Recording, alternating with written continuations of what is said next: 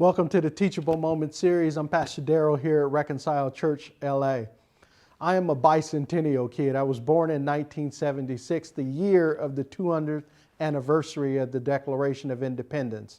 The first superhero movie franchise that I fell in love with was the Superman series starring Christopher Reeves. Obviously, I enjoyed watching superhero cartoons, but back in the day, there were live-action superhero television shows that I enjoyed. I watched Batman and Robin starring Adam West as Batman and Burt Ward as Robin. Wonder Woman starring Linda Carter. I had a huge crush on Linda Carter back in the day. The Incredible Hulk starring Bill Bixby as David Banner and Lou Ferrigno as the Hulk. Spider-Man was my favorite superhero, though I could only watch him on cartoons. There was no live-action television. Now, returning to the 1978 Superman, the movie film, I remember a line from the movie that has remained with me for nearly 40 years. Superman and Lois Lane, played by Margaret Kidder, are having a conversation on her balcony. Lois asks Superman, "Why are you here? There must be a reason for you to be here." And Superman responds, "Yes, I am here to fight for truth, justice, in the American way." To which Lois giggles at the absurdity of the notion, considering the vastness of crime and corruption in the city as she walks away. This idea of superheroes who fight for justice goes back to the 1960s when the DC Comics comprised the Justice League, assembling the DC superheroes to fight against evil and injustice. We are obsessed in our world with superheroes who save the day by ensuring truth, justice, and a better tomorrow, which is the newly revised Superman motto. While we expect that from our superheroes, the questions that beg asking are, what does God expect from us as it relates to ensuring justice for all? What do we expect from ourselves? Oftentimes we only expect to receive justice, but do not always have an obligation to ensure justice is available for all people. So let me step on some toes right at the outset. So if you object to this biblical and theological proposition, then you can end this video right now. So here it is. There are some right-wing conservative Christian ideology out there that denounces Christians who take a robust and rigorous public stand against social injustices, wanting to dismiss them as liberation theology advocates. These right-wing Christians wrongly argue that it is not the church's or the individual Christian's duty to protest, demonstrate, or call out injustices in society. They also assert that it is the church's mission in the world to preach the gospel and make disciples only. On the other hand, you have left-wing Christian liberal ideologies that invite Christians to be heavily engaged in overturning social injustices. These liberal Christians see social justice issues as the primary way to usher in the kingdom of God. How so?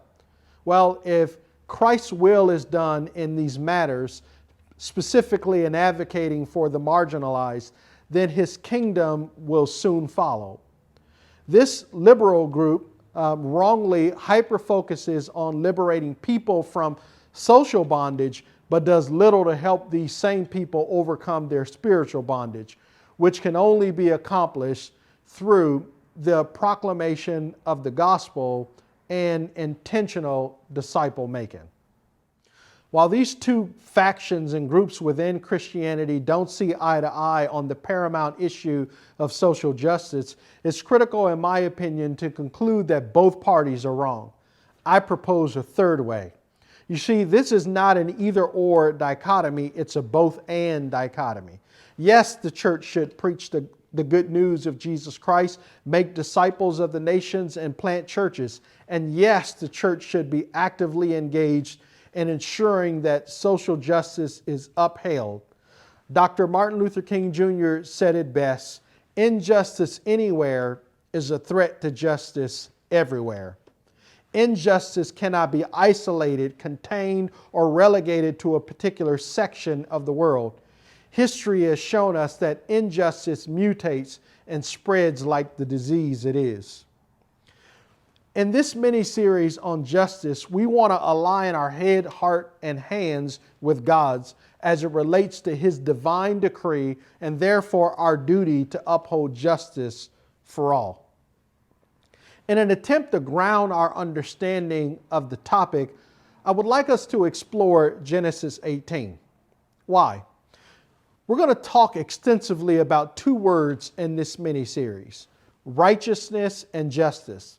The first time these two words are used in tandem in the Bible is in Genesis 18. So here's the context for Genesis 18. Yahweh and His heavenly entourage visit Abraham and Sarah after a meal. God confirms His plans to provide a child through Sarah, the son of the patriarchal promises. After the meal with Abraham, God sets His sights on Sodom and Gomorrah. The contrast between Sodom and Gomorrah's wickedness and the holy nation that God will cultivate through Abraham is highlighted in verses 18 and 19. The text reads, "And God is the speaker. Abraham is to become a great and powerful nation, and all the nations of the earth will be blessed through him. For I have chosen him, so that he will command his children and his house after him to keep the way of Yahweh by doing what is right and just. This is how Yahweh will fulfill to Abraham what He promised him." I'd like to point out three observations from verse 19. A distinguishing characteristic of the people of God through Abraham, the father of the faith, is simply this: Abraham will model righteousness and justice himself and will command his biological and spiritual offspring after him to keep the way of Yahweh. Notice that Moshe, or Moses, the author of the text, says that righteousness and justice are the way of Yahweh, or more directly, His conduct, His custom or manner of behavior. Technically, in the Hebrew, because the noun Yahweh and the noun derek or the way are in a construct relationship, the text says that righteousness and justice belong to Yahweh. He possesses these virtues. He's not merely mandating them for us. Therefore, God possesses these virtues of righteousness and justice in His nature, and He conducts Himself according to these virtues as it relates to His character. God desires the same for us, that we would possess these virtues at the core of our being as the people of God, and that we would live them out in our world. God says Abraham's faithfulness in living out righteousness and justice are central to fulfilling the promises God made to him in Genesis 12. Promises of land, seed, and blessings. Allow me to define these terms for you. In the Hebrew, the word right or righteousness is zadakah, and the word just or justice is mishpat. As it relates to zadakah, this word is a condition of a person who loves God with all of his heart, soul, and strength, and loves his neighbor as himself. It's a moral, ethical, spiritual righteousness that is covenantal in nature. In other words, from God's perspective, a person is declared to have moral excellence, integrity, or holiness before God because his head, heart, and hands are aligned to act righteously in every relationship. Mishpat is the conduct of a person or persons or a society that is righteous before God. Mishpat consists of these characteristics. It's a forensic, legislative, executive, distributive, restorative social justice. The idea of mishpat focuses on fairness, equity, and doing what is right 100% of the time as it relates to social or communal relations. In other words, mishpat guarantees or ensures that every person without discrimination receives what is owed to them. When we talk about the forensic nature of mishpat, we're referring to the legal aspect of the term. First, in terms of legislative justice, the question we must consider is, are the laws of our society just? Second, executive justice requires that we execute or carry out our just laws in fair, equitable ways. You know, it's possible to have just laws, but to unjustly enforce those laws. So the legislative and executive aspects of mishpat must work together. Third, you have distributive justice. This aspect of mishpat focuses on social equity. More clearly, are we sharing wealth and prosperity in order to provide a social safety net for the marginalized and disenfranchised, like widows, the elderly, orphans, the disabled, immigrants, and the poor? Fourth, there's restorative justice. This form of justice seeks the well-being of the one that has been disenfranchised through no fault of their own, or even by choice.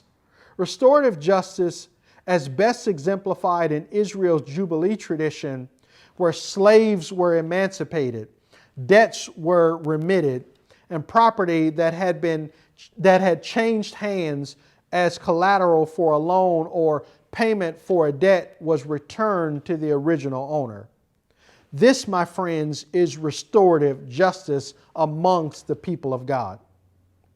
Now, stop it if you're thinking, gosh, that sounds a lot like socialism.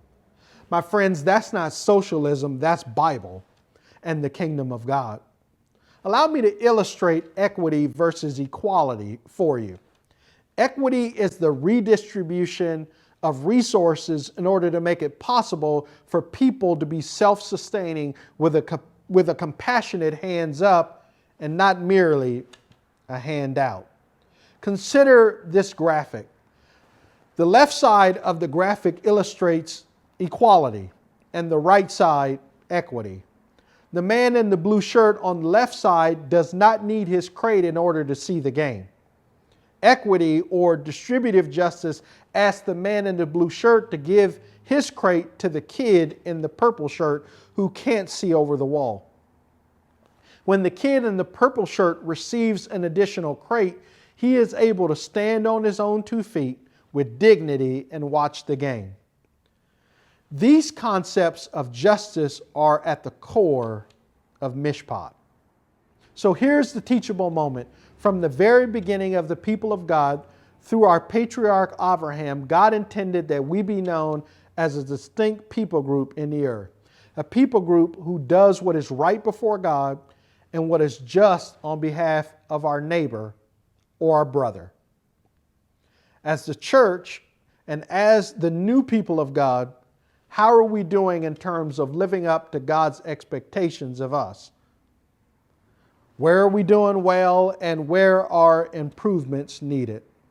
Think about that. Until the next episode, take care.